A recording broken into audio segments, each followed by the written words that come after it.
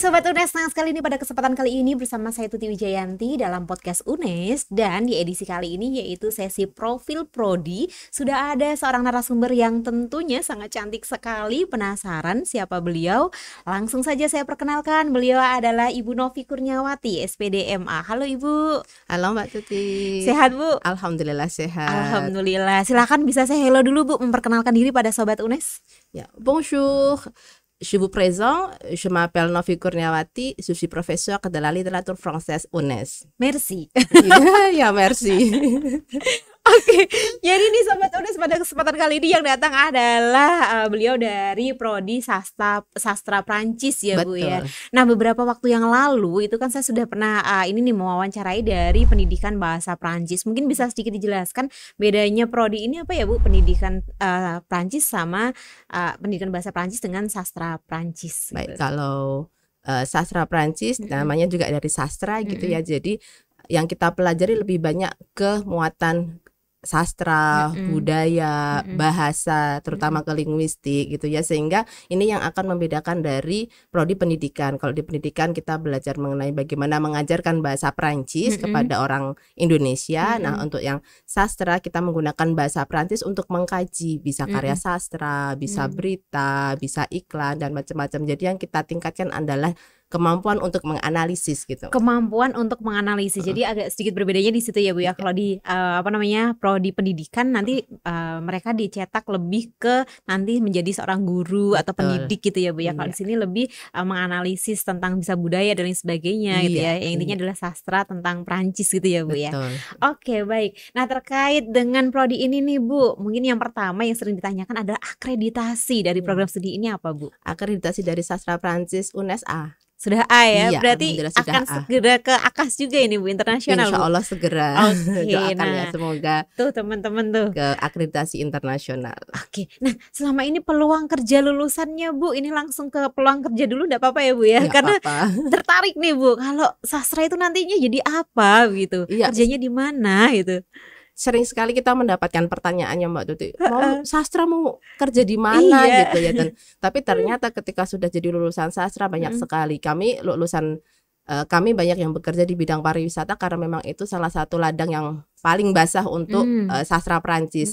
Jadi bisa jadi tour guide, kemudian bisa jadi kalau dalam bahasa Prancis ada conseiller de voyage gitu, konsultan perjalanan, karena setiap tahun itu banyak sekali turis Prancis. Dulu saya waktu kerja di guide hampir nggak pernah berhenti jadi guide ketika saya kuliah S2 itu. Kemudian juga tanpa dinyana gitu ya, lulusan kami itu ada yang bisa masuk ke kementerian. Oh, ada yang sampai ke kementerian juga ya? Jadi di Kementerian BNPT, jadi Badan Nasional Penanggulangan Terorisme itu bagian analis kerjasama. Gitu. Berarti yang kerjasama dengan salah satunya adalah dari Prancis juga. Iya, jadi negara-negara gitu yang menggunakan bahasa Prancis gitu. Nah, ternyata lulusan kami juga ada yang bisa menembus ke situ gitu ya. Keren. Jadi justru ini peluang kerjanya lebih luas ya Bu ya? gitu. Oke, nah jadi Sobat UNES jangan sampai kemudian minder gitu ya ketika aduh aku nanti di sastra Prancis jadi apa tuh, ternyata peluang kerjanya banyak, bahkan malah dicari ya Bu ya gitu ya, terutama di kementerian-kementerian yang berkaitan dengan kerjasama dengan luar negeri. Wah, enak banget berarti ya Bu ya, bisa jalan-jalan ke luar negeri juga ya Bu ya. Jalan-jalan ke Jepang, kemudian ke Thailand gitu, karena kami juga sering kontak dengan alumni kami sehingga kita punya informasi-informasi. Alumninya gitu. Juga banyak Bu yang di beberapa negara yang lain juga Bu. Iya, jadi kalau untuk alumni ada beberapa yang ikut kegiatan au pair itu menjadi pekerja di Prancis gitu kan. Kemudian ada juga yang kuliah di sana, ada yang juga studi jadi bekerja di Institut Français Indonesia, kemudian pergi ke Prancis gitu. Jadi kami sering mendapatkan informasi, mendapatkannya tukar informasi biar kita bisa berikan kepada mahasiswa-mahasiswa kita gitu. Oke, nah kaitannya dengan kurikulum prodi nih Bu, menggunakan apa nih Bu kurikulumnya? Untuk kurikulum kita ada beberapa karena memang kita mengikuti peraturan dari pemerintah ya Mbak Tuti ya. Jadi kalau untuk yang terbaru ini kita menggunakan kurikulum MBKM ya, kurikulum Merdeka Belajar Kampus Merdeka itu, sehingga memberikan kesempatan seluas-luasnya kepada mahasiswa untuk bisa belajar di luar kelas. Artinya kita bisa ada kesempatan tukar pelajar, kita bisa dapat ilmu di luar gitu, kemudian direkognisi ke mata kuliah kita gitu. Jadi memberikan kesempatan kepada mahasiswa kita untuk menjelajah gitu ya. Nah, untuk yang di angkatan 2019 kami menggunakan kurikulum berbasis ini mata kuliah gitu, sehingga kita dengan mahasiswa juga memberikan kesempatan ini loh, meskipun kalian di sastra Prancis kalian bisa mempelajari kewirausahaan. Oh gitu, jadi banyak sekali upaya untuk mengembangkan potensi mahasiswa, tidak hanya sekedar di bahasa Prancisnya saja yang kemudian di genjot gitu ya Bu ya, tapi juga ada kompetensi-kompetensi lain yang kemudian mau ditingkatkan gitu ya Bu ya. Bahkan untuk bahasa Prancis perhotelan. Oh gitu ya, ada khusus bisnis juga ada ya. Iya betul. Oke. Nah Bu, begini, kalau di bahasa Prancis ini mungkin kalau backgroundnya dulunya adalah SMA-nya adalah bahasa, mungkin mempelajari begitu ya Bu ya. Kalau misalnya yang dari non bahasa begitu Bu, misalnya dari SMK atau apa gitu yang bahkan tuh nol pengetahuan tentang bahasa Prancis, itu bisa ini ya punya peluang yang sama untuk masuk di situ dan bisa belajar. Banget. Bisa ya Bu kami mahasiswa banyak sekali, bahkan mahasiswa kami yang menang Olimpiade Bahasa Prancis itu belum pernah sama sekali mendapatkan bahasa Prancis waktu SMA. Jadi gitu. dari satu SMK. Gitu iya, jadi kami memang mengajarkan bahasa Prancis itu mulai dari nol. Kita menganggap waktu semester 1 semuanya kertas putih. Terus sehingga kita akan benar-benar mengajari dari nol, bagaimana mengenal kata, bagaimana mengenal kalimat, itu sedikit demi sedikit, sehingga jangan khawatir kalau misalkan aduh saya belum pernah belajar bahasa Prancis, nanti masuk sastra Prancis gimana gitu. Karena saya sendiri dulu nggak dapat, karena saya jurusan IPA. Sama Bu. Nah, jadi di Sobat UNES yang belum menentukan pilihan mau masuk di mana, program studi apa gitu ya, terutama yang mau mendaftar di UNES begitu ya, ingat nih, jadi sastra Prancis itu tidak harus Anda punya bekal itu ya sebelumnya terkait bahasa Prancis atau penguasaan bahasa Prancis sebelum masuk kuliah. Jadi boleh juga yang penasaran, pengen tahu, pengen menggali lebih dalam. Nah, tidak harus kemudian saya harus sudah bisa berapa kalimat nih pakai bahasa Prancis, tidak ya Bu ya. Nanti akan belajar bareng-bareng di di ini gitu ya Bu ya.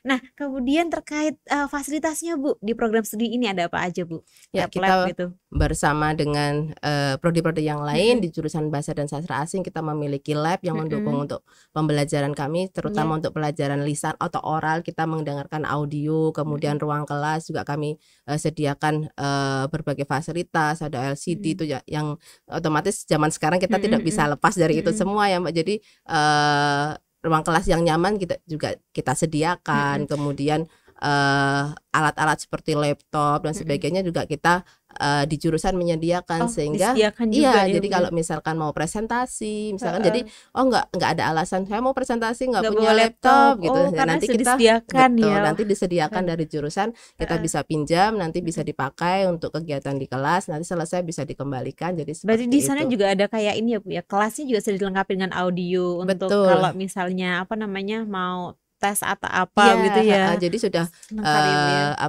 ada audio yang sangat bagus dibanding pakai HP misalkan gitu, kita bisa mendengarkan, karena kalau bahasa kan kita tidak bisa lepas dari mendengarkan ya Mbak. Iya, nah itu tentu saja kami menyediakan fasilitas itu. Oke. Nah, kalau selama ini prestasi dari mahasiswa di sastra Prancis ini apa saja Bu? Ya, dari tahun ke tahun alhamdulillah selalu meningkat Mbak. Jadi bahkan tahun 2020 kemarin beberapa mahasiswa kami menang, ada yang juara 1 lomba puisi di UNJ, ada juga yang lomba reportase juara 1 di UGM. Kemudian yang paling membanggakan tahun 2020 kemarin ada mahasiswa kami yang menjadi juara Olimpiade Bahasa Prancis tingkat nasional yang mengadakan Kementerian Luar Negeri Prancis yang ada di Indonesia melalui Institut Français Indonesia, sehingga dia menang akan pergi ke Prancis. Oh, kapan itu Bu?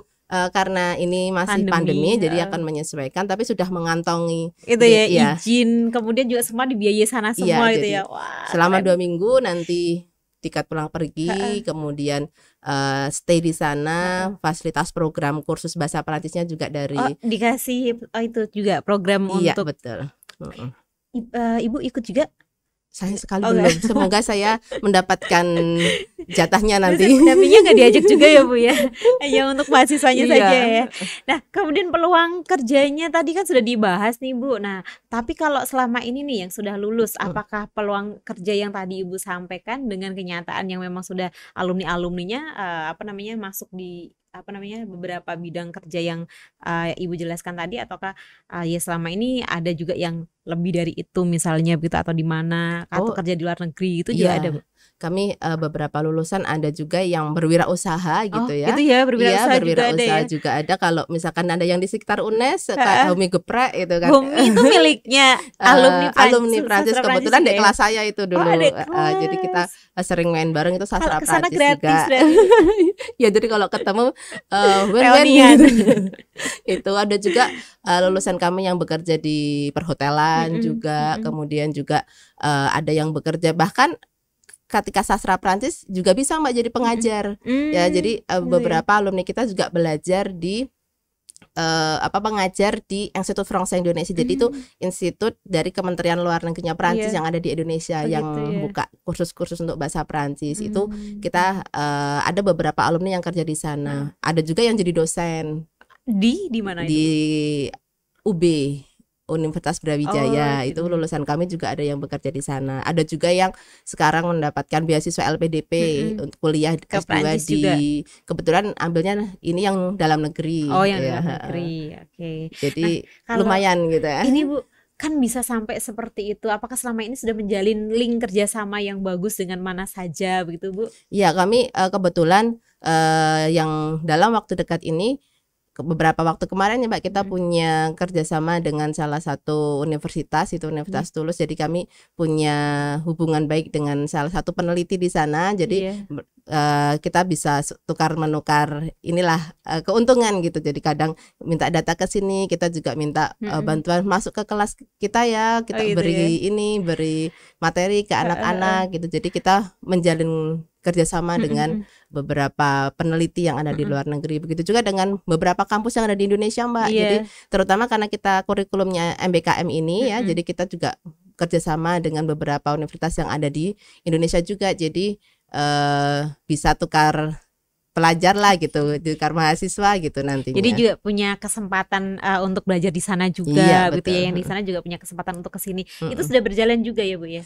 Mulai tahun ini kemarin digagas beberapa universitas gitu ya. Di tahun 2020 nanti untuk aplikasinya mulai tahun apalagi ini. Dengan Merdeka Belajar Kampus Merdeka ini ya tuh.